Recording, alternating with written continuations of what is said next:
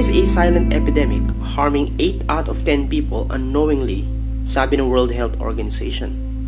This means that out of 10 closest people to you, 8 sa kanila maaring nagsasuffer from this silent epidemic.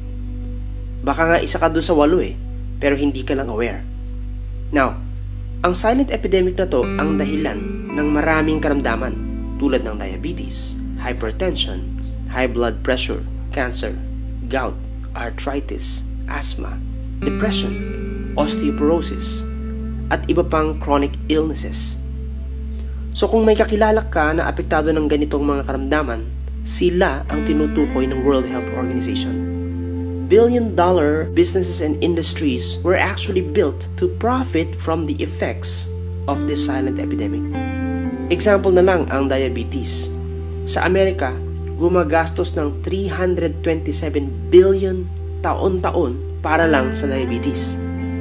That is a $300 billion industry for one single disease caused by the silent epidemic.